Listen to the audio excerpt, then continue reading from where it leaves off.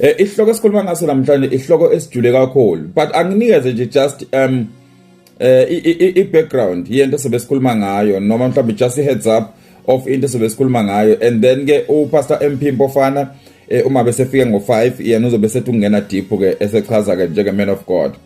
But namhlanje sikhuluma ngendaba ye trust kanye ne communication, especially ku relationship futhi nakubona abantu abashadile, right? Ku relationship abantu abalungiselela umshado nakubona futhi abantu abashadile.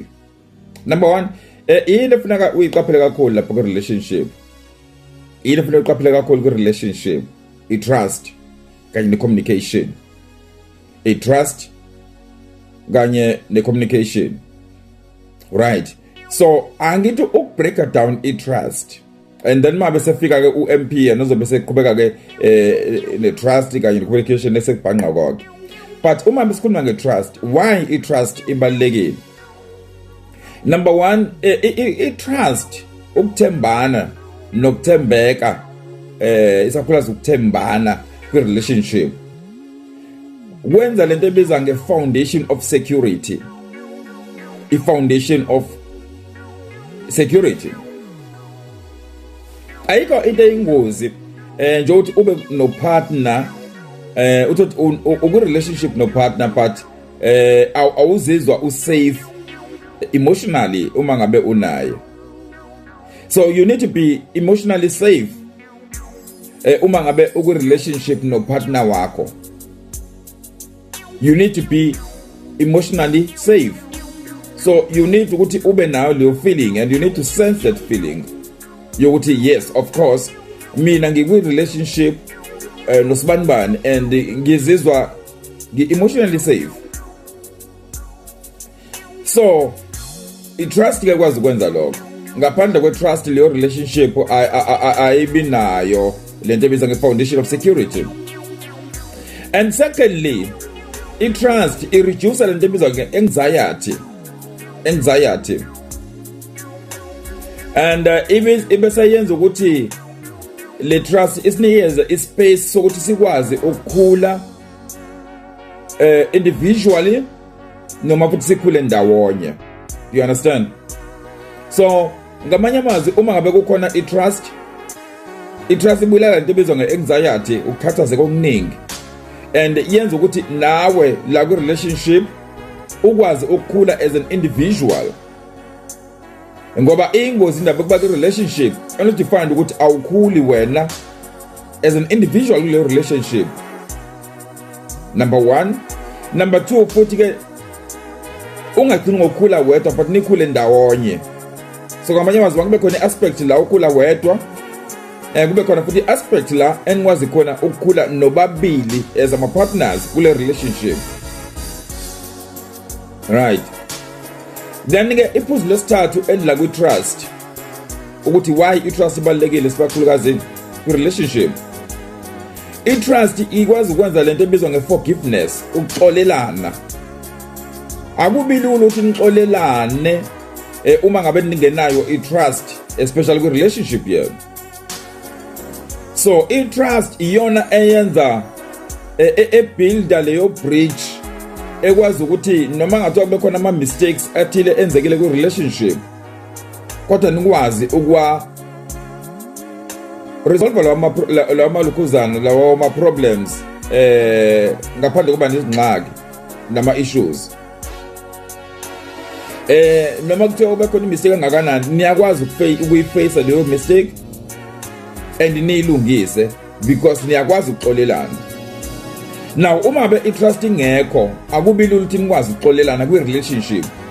Iyaba khona i-relationship but anixolelana, nibambelana amagqubu, lithwalelana inhliziyo. Once waphuma nje awusathembi lutho, it's just because ayikho forgiveness. Now njengoba sikhuluma ngendaba ukuthi ibalekile ke I-trust relationship, njengoba ibalekile ke I-trust relationship, siyibuilda kanjani? Ngoba ekugcineni kufuneka yakhe ke siyibuilda kanjani ke? Siyibuilda kanjani I-trust la ku relationship? Siyibuilda kanjani? Number 1, excuse me, Number one,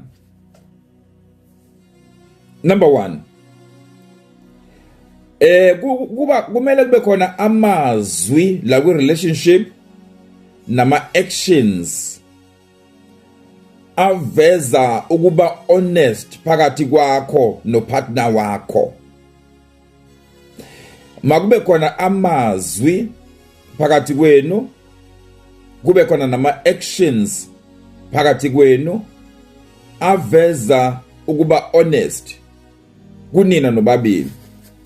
So ngamanye amazwi, yibani honest. Iba honest ku partner wakho. Angibe kanjalo, iba honest ku partner wakho, iba honest. Iba honest ku partner wakho. Uma ufuna build trust, iba honest ku partner wakho, iba honest. Right? So you do that even noma ngathiwa ku hard, but iba honest ku partner wakho. Uba kanjani ke honest ku partner wakho? Number one, kufanele ufunde ukugcina ama promises. Whatever oy promise your partner, igcine. Whatever oy promise your partner, igcine. Iba reliable ku partner wakho.